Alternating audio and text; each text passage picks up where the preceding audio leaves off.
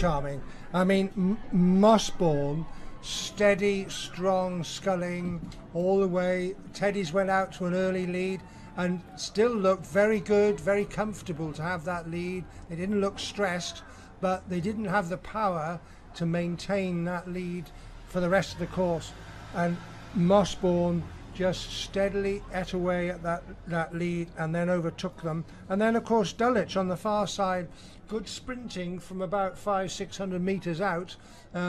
They were very, very close to overtaking Teddy's on the line, but there was about a canvas in it at the end of the day. So great sculling from these J14 boys in octuples. It can't have been sculling that long, and to see competence at this level is really rewarding. Isn't it just, Charlie? And what a terrific race from Mossbourne to have come all the way back from 6th to cross the line in first place. It was absolutely astonishing. Okay, we're on to our final race then of day one of this National Schools Regatta 2019 here at Eton Dorney. It's the A final of the under-14 octuple sculls, with Whitgift School Boat Club A in lane 2, Shiplake College in 3, St Paul's School Boat Club A in 4, King's School Chester in 5, Radley College A in 6, and Latimer Upper School A in lane 7.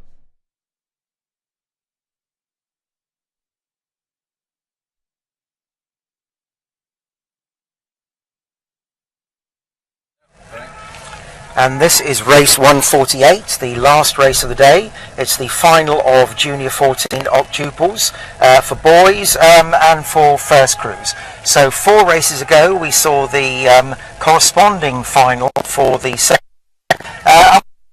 scores in this final, and also leading once again is the crew from Radley. And at the moment they have an advantage of roughly half a length over the crew in lane 3, which is Shiplake College. Also in this race we have Whitgift School in lane 2, St Paul's School in lane 4, and St Paul's are currently occupying a reasonably comfortable 3rd place.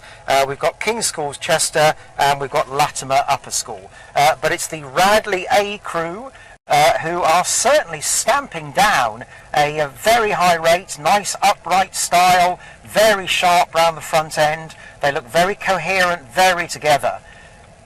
Some pretty tall boys for 14-year-olds in this Radley crew. But Shiplake are not letting them get away. Shiplake have made a bit of a move as we come up to the 1250 metre mark, and Shiplake now have overlap with the Radley A crew, so it is an advantage of approximately 2/3 of a length passing through 1250 metres for Radley A, with St Paul's crew who are also very much in the mix. St Paul's crew have an overlap. Their bows are overlapping the Shiplake crew, so it's present the positions are the Radley A crew in the gold medal position, Shiplake College in silver, and St Paul's School in the bronze position.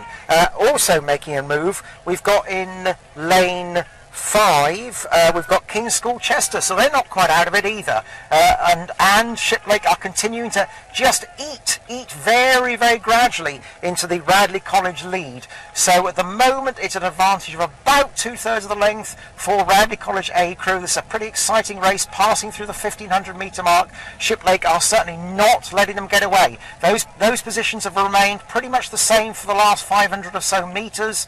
Yes, and I'm now dead level with the crews, and it's an advantage still of approximately 2/3 of the length for the Radley A crew over Shiplake College, with St Paul's crew in 3rd place. And they have an advantage over St Paul's have an advantage of approximately a canvas over King's School Chester. But at the head of the race, it's probably, it's now coming down to roughly half a length for the Radley A crew, with Shiplake putting in a powerful burn to see if they can just make it up as we pass through the last marker. So we're at 1750 metre mark, and it's an advantage of half a length to the 2/3 of a length for the Radley A crew, as I'll hand you back to the tar to see how this race pans out.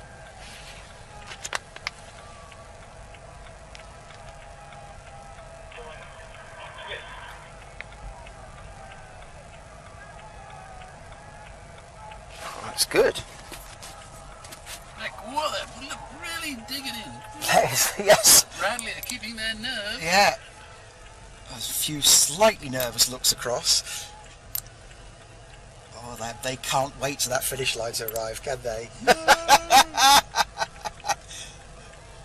Oh, they're going to do it. They're going to do it.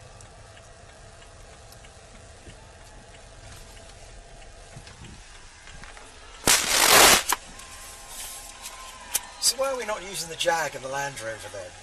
Because the Jaguar Land Rover, with whom I negotiated the sponsorship.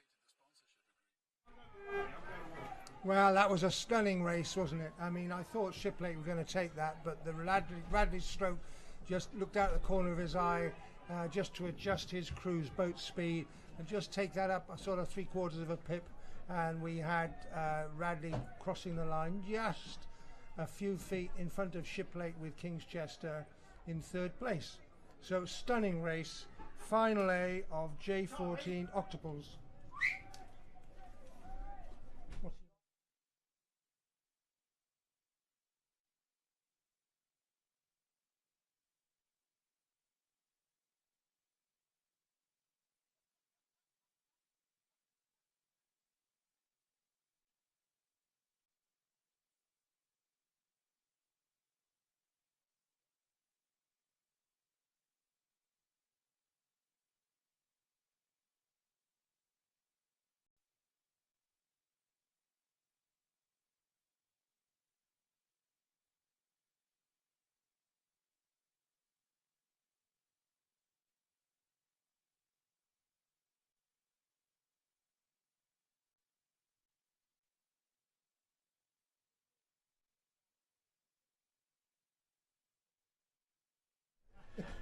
So, ladies and gentlemen, that concludes today's racing here at Eton Dorney, the first day of the National Schools Regatta 2019. It's been an absolutely terrific day. Great introduction for me, Charlie, for Schools Regatta, and I've seen some boat combinations that I've never witnessed before on the international stage. Well, what amazes me is the competence of sculling at all levels. I mean, J14s, they can only have been sculling for maybe a year. And to see the level of sculling expertise is outstanding. And to see the number of crews at each boat class. I mean, we had 62 entries in Cox Quads this morning, that first race. 62 entries. I mean, it's a massive regatta now. I was talking to Jonathan Hill earlier, and I said, how on earth do you manage to get this show on the road? He said, well, with a lot of helpers, and it takes a long time. But yes, some stunning racing, and then tomorrow we start at 8 o'clock with time trials for J15 8s.